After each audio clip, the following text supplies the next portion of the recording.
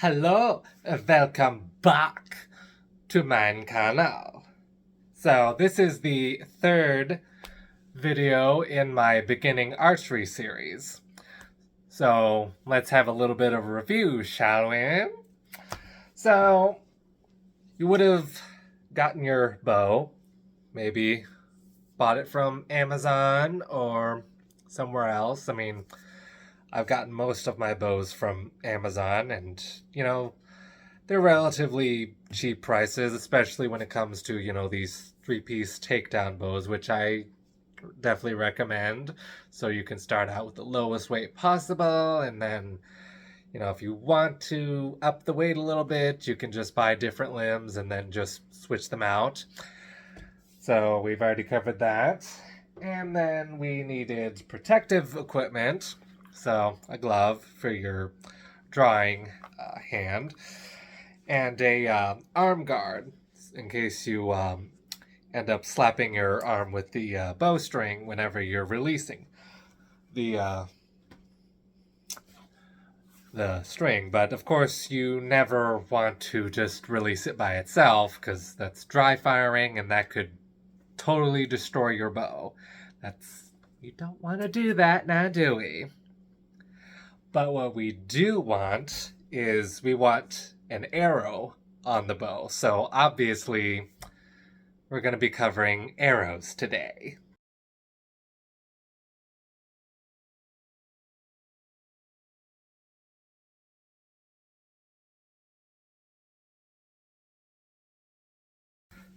Well, arrows and a quiver, because, you might want something to hold the arrows in. Generally speaking, a lot of archery ranges do have like a tube in which you can just put your arrows in, but it would be nice to just kind of carry some of the arrows in like an actual quiver, whether that's a back quiver, whether that's a hip quiver or a field quiver. Um, it's just something nice and convenient to have. So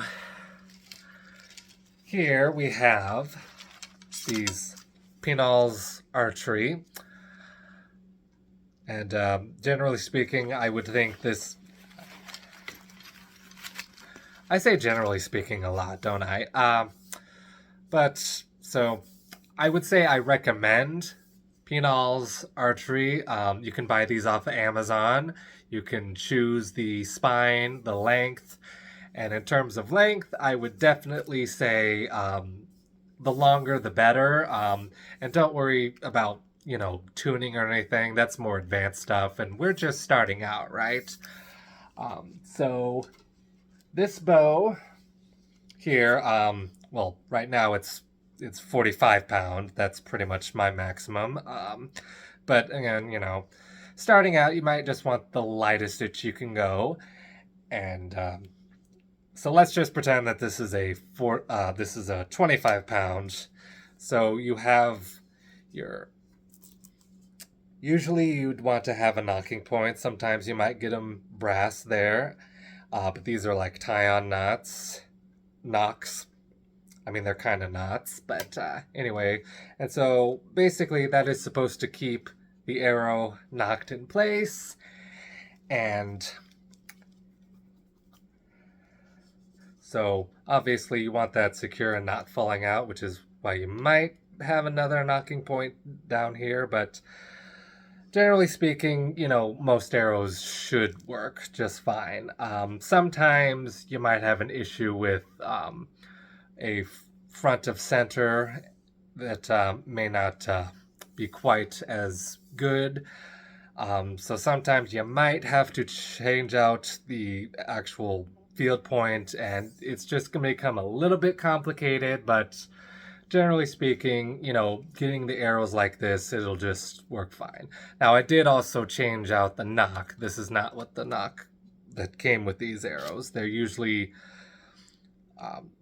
match the fletchings, and it would actually be like black, but there's also other variations of colors. And for Pinals, there's like red and black, there's like orange and yellow, there's barred neon green and orange, and there's several different colors.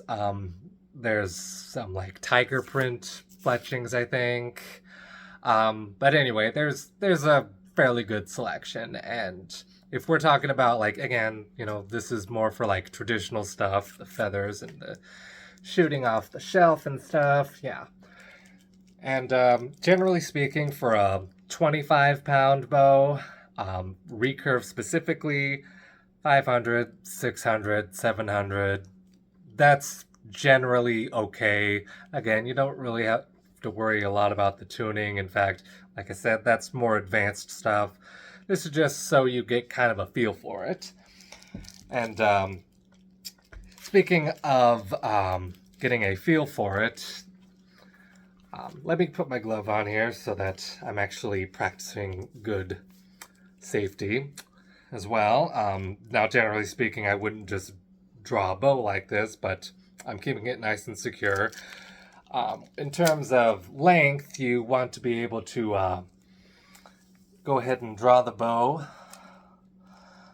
back comfortably, as well as not accidentally draw so far back to where, okay, now it's like coming off the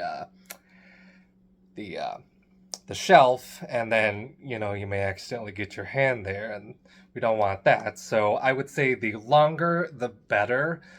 These are, I believe, 32 inches, which is more than enough. It allows for like quite a bit of, you know, again, it's more for like safety reasons, so that it's like that. I would say you'd want at least an inch from the shelf itself. Shelf itself, that rhymes. But yeah, generally speaking, that's what you want for that, you know, and it's more about a safety thing than anything. So I would get that, and yeah. So that's basically it for the, you know, arrows and the quivers. This is a quiver that I got when I first started. Like, this is my first quiver, you know, and this is back when I got the Samick Sage. That was my first bow. And yeah, and generally speaking, I just kind of wanted something, you know, just something to hold the arrows in. And what I like about this is that, you know, you can have it like there. It's nice and secured to the back. It's not going to move around so much, and it's got this nice little pad here that you can kind of just, you know, click and then like that. And it's, generally speaking, yeah, again, generally speaking, I'm sorry if I overuse some of that stuff, but that's, you know, kind of nice and secured. It's not going to move around so much. It's got, you know, 2, 3 points of contact. You know, there's the front strap, there's the side straps for, you know, going around the waist. And yeah. And this was my first quiver.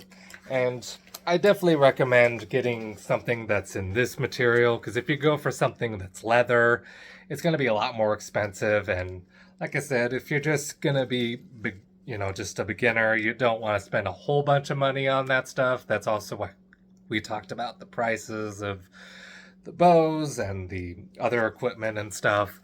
And generally, I would say Pinal's Archery, you get like about a dozen arrows for like, you know, less than $70 dollars. So yeah, I definitely would go for that. And that's pretty much all I've got for you guys. As for next time, I may talk a little bit about actually going to a range. But until next time, thanks for watching. Be sure to like the video, subscribe if you're not already. Be sure to follow me on my other social medias, and consider supporting me on Patreon, and also consider buying a copy of my book, Sickness Divides. And this is available on paperback and ebook on Amazon Kindle. I'll leave the links in the description and probably pin a comment at the bottom of the video. And so, anyway, bis später!